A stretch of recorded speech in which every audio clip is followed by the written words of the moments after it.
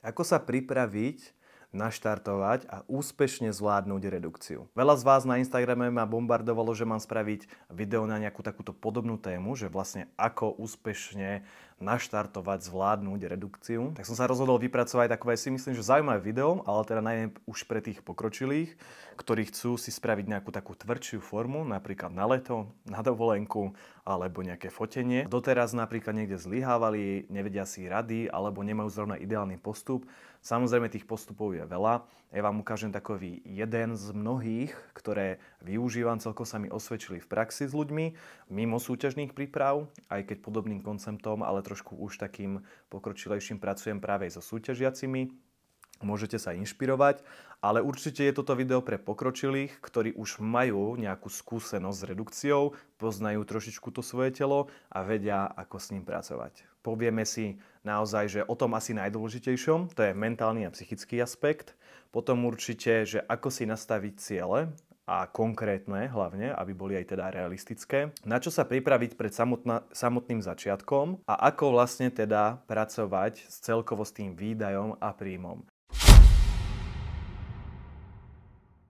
V prvej rade z pohľadu tej psychiky, ktorá je extrémne dôležitá, lebo či sa vám to páči alebo nie, tak vo veľa veciach práve v takýchto období rozhoduje naše mentálne nastavenie. To častokrát ovplyvní, že ako to zvládneme a či to vôbec zvládneme.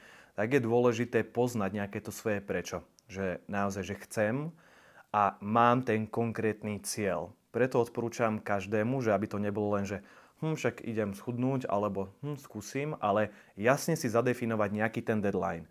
To je napríklad tá veľká výhoda, prečo tí ľudia dokážu spraviť peknú formu na súťaž, pretože je tamto v tej našej mysli, že tam máme ten deadline, tú súťaž.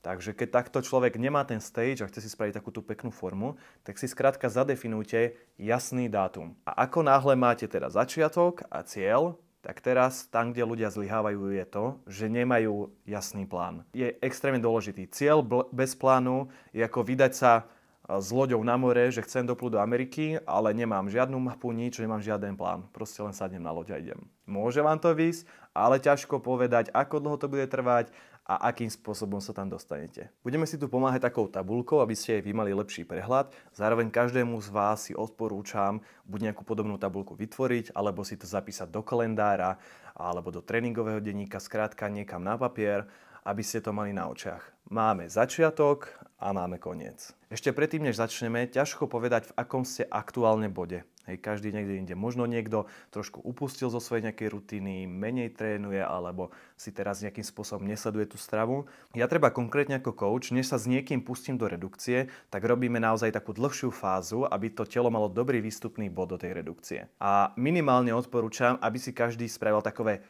zastabilizovanie sa a odsledovanie sa.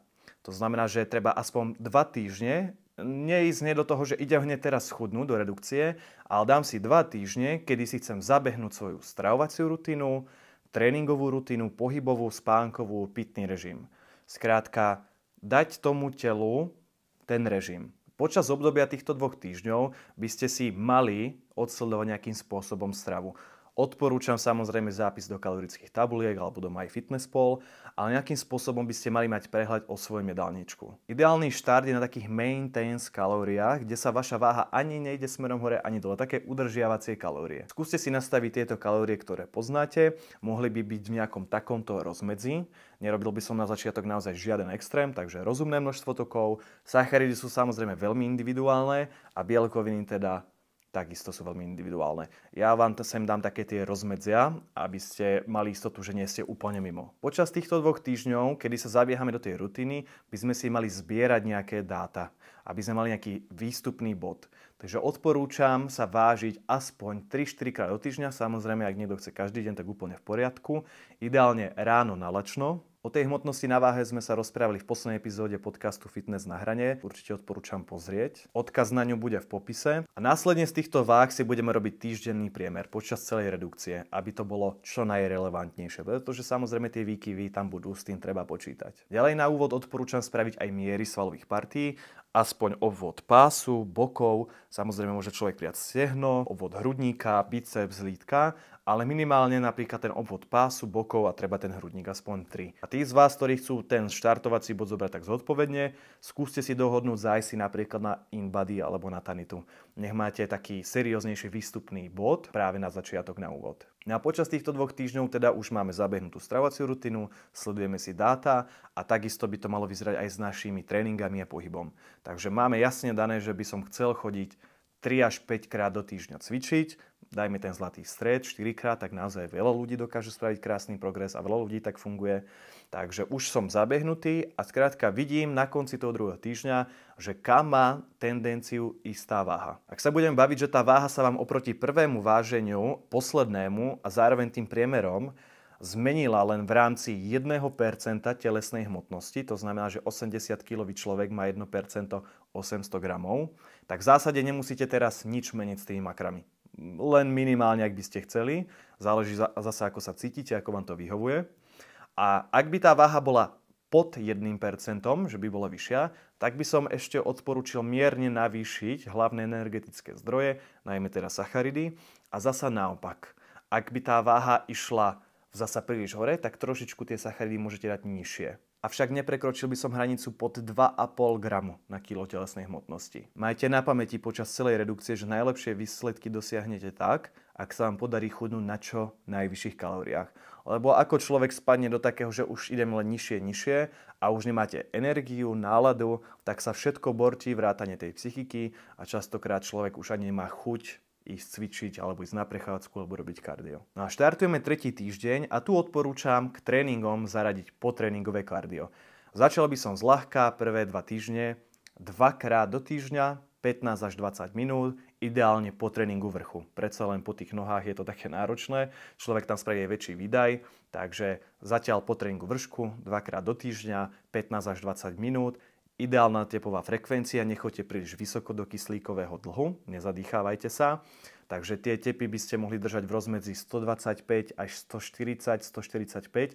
Opäť je to individuálne, ale nešiel by som do nejakého veľkého zadýchania, ale zároveň by ste mali pocit, že vám je teplo a že sa potíte, ale mali by ste u toho zvládnuť rozprávať. Ak máte napríklad Apple Watch, tie majú naozaj výborný ten snímač, tak je to výborný pomocník práve na to kardio. A ak máte s tým kardiom rezervy a nie ste si istí, či to robíte dobre, tak odporúčam navštíviť naše Hero, kde sme robili podrobnú epizódu o tom, ako s tým kardiom pracovať. Dávali sme tam aj konkrétne ukážky a naozaj sme rozoberali dopodrobna, prečo sa držať v takejto tepovej frekvencii, aké to môže mať následky a tak ďalej. Takže dokončujeme 4. týždeň. Tá váha by reálne už mala mať tú krivku i smerom dole, ako sme zaradili kardio. Zároveň by človek mal pracovať aj prirodzene s takým pohybom, trošičku viac krokov robiť, prirodzene chodiť pešo. Ak chodíte na nákupy a parkujete blízko, tak zaparkujte trošku ďalej. Ak jazdíte výťahom, bežte po schodoch. Skrátka také tie prirodzené veci, aby to telo malo ten prirodzený pohyb. To je aj tak podľa mňa najväčší hráč v tých redukciách. No a teraz sa dostávame k tomu, že ja všeobecne neodporúčam robiť len konštantné znižovanie makier počas celej redukcie. Ja som tak pred 7-8 rokmi začal pracovať s rôznym takým kolísaním toho príjmu počas týždňa. A postupne som to za tie roky vyľaďoval, upravoval na mieru tým ľuďom a naozaj najlepšie výsledky sme dosiahli práve, keď sme zaraďovali aj nižšie dni, aj vyššie dni. Ale nemielte si to so sacharidovými vlnami, tam je to vlastne neustále mätenie toho tela, že to cyklujete neustále. Toto je skorej, že človek zaradí jeden deň do týždňa, taký nižší, kde vlastne cielíme na to spaľovanie vlastných energetických zásob. A naopak potom je pre tých osvalenejších ľudí, aby tá salovina netrpila, tak zaraďujeme aj vyšší deň, tzv. Refídy. Takže od toho 5. týždňa môžete zaradiť zatiaľ len jeden deň do týždňa, kedy svoj príjem sacharidov znížite na polovičku a zároveň maličko pridáte bielkoviny, môžeme sa vedieť, že 10% z príjmu bielkovín, a v ten deň sa snažíte vyslovene cieliť na to spaľovanie. Takže človek by mal byť v ten deň taký aktívny. Zároveň neodporúčam robiť, že šialený výdaj, áno, že tréning nôh asi nie je úplne ideálny. Dal by som tréning vršku, poprípade to kardio a nejakú prechádzku. Takže jeden deň, na ktorý sa pripravím, aby sme nezlyhali, ten jeden deň to človek zvládne. Toto vlastne kolísanie sa mi veľmi osvedčilo aj z pohľadu práve tej psychiky. Že ľudia, ktorí vlastne sa na ten jeden deň nastavia, tak ho zvládnu. Aj keby kvázi boli úplne bez sacharidov, ale to nikomu neodporúčam, tak to dokážu. No a od toho ďalšieho týždňa už je dobré, keď človek začne zaraďovať aj jedno kardio, ako keby naviac, čisto len kardio.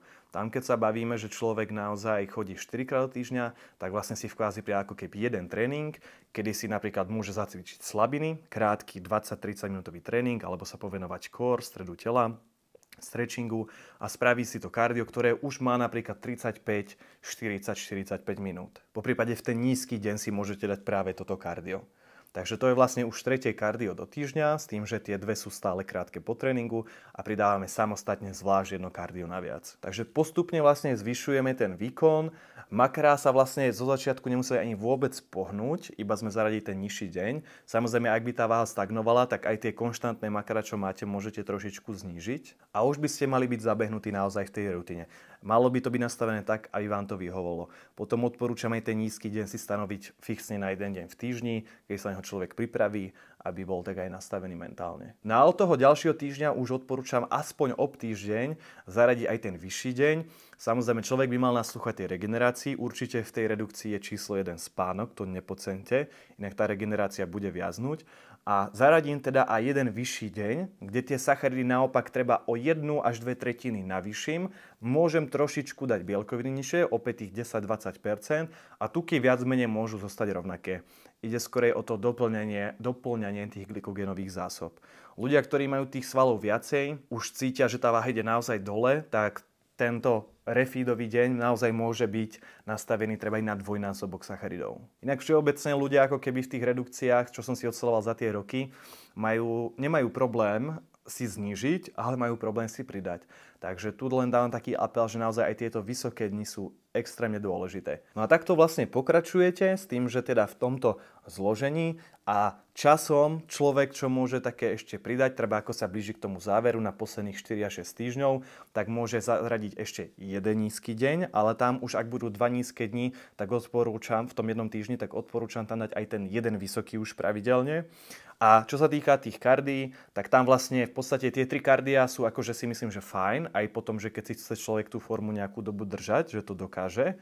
Ale ak chcete teda to trošičku vyšpičkovať, tak samozrejme môžete ešte pridať treba jedno kardio naviac. Po prípade odporúčam pomaličky tie kardia zvyšovať, čo sa týka času. Takže ak ste začali na 15 minútach, tak potom si dám teda od polovičky 20 minútové a treba v tom záveri 25.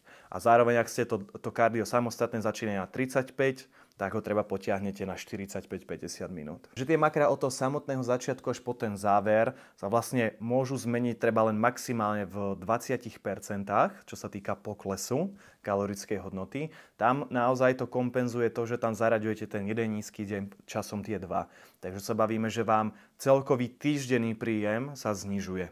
Neustále, hej, že je dobré, keď človek má nejakú tabuľku, že mu to sleduje ten týždenný priemer, kto z vás tým vie robiť, tak si také niečo vytvorí, ale je to zaujímavé sledovať aj ten týždenný celkový súhrn tých kalórií a makier. Že takto nejak by mohol vyzerať rozumne ten systém, ktorý si myslím, že ak sa človek mentálne nastaví, nebude to preháňať hneď od začiatku, tak dokáže naozaj sa veľmi pekne posunúť a zároveň potom, ako teda dosiahne ten cieľ, tak neodporúčam zo dňa na deň všetko upustiť, ale spraviť nejakú takú fázu opačnú, teda, že kedy človek postupne navyšuje a takisto nezoberie hneď všetok ten výdaj. Že zrazu tie kardia dá všetky preč, alebo nedaj Bože by prestal cvičiť. Takže všetko by malo byť trošičku také racionálne, rozumné. Vždy je to pre telo lepšie, ako robiť nejaký extrém. Samozrejme záleží, v akom bode budete. Ale ak si chce človek užiť takú peknú estetickú postavu, napríklad to leto, tak si myslím, že ak si zachováte nejakú dobu ten štandard, že tie 2 kardia po tréningu, tréning vás bude baviť, po prípade treba aj nejaké tie prechádzky a takto, aj tie treba nové návyky, že sa snažím viacej hýbať, napríklad aj ten bicykel vyťahnem namiesto auta, alebo chodím po tých schodoch, parkujem ďalej a tak ďalej, tak môžete si makrát dovoliť postupne navýšiť, v podstate sa vrátiť aj k tým pôvodným a zároveň si môžete stále držať veľmi peknú formu aj po dobu 2-3 mesiacov, bez toho, aby ste nejak ohrozili svoje fyzické zdravie. Samozrejme tam záleží na akom percente tuku budete, ale dá sa to takto rozumne určite spraviť. Verím, že vás to napríklad zaujalo a takisto, že vás to inšpirovalo a niektorých namotivovalo, takže teraz to máte vo svojich rukách. Ja som vám ten systém dal, ako to môže fungovať a myslím si, že je tak rozumne. A tí z vás, ktorí to naozaj myslia vážne tento rok a chceli by minimalizovať rizika nejakého neúspechu, tak na Hero Hero budú ďalšie 2 videá na túto tému. Bude to taká vlastne trojdielná séria, kedy sa ešte viac dopodrobná povenujeme v jednom videu najmä tej strave a ako pracovať ideálne v tie nízke dni a vysoké dni, ako ich zvládnuť, ako tam pracovať aj s tými surovinami.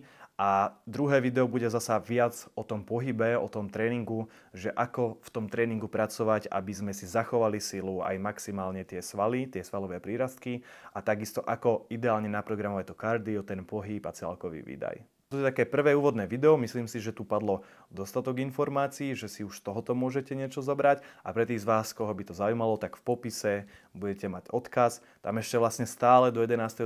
na Hero platí, že je tam akcia na 6 eur mesačne len, takže už je tam množstvo príspevkov, už aj Eliška tam začala prispievať, takže pre tých z vás, ktorí chcú tento rok spraviť nejakú zmenu a chcete čerpať ten edukatívny obsah, informácie, tak určite stojí za to zvážiť odber. Samozrejme všetky odkazy budete mať dole v popise videa. No a to by bolo už všetko na dnešné video, takže ak vám bolo užitočné, určite ho podporte palcom hore, dáte mi jasný signál, že chcete aj viac takýchto videí. A nezabudnite sa prihlásiť na odber, nech vám podobné videá a aj mnoho ďalších tréningových videí neujdu. Držte sa, držím vám palce a vidíme sa na Hero Hero. Ahojte.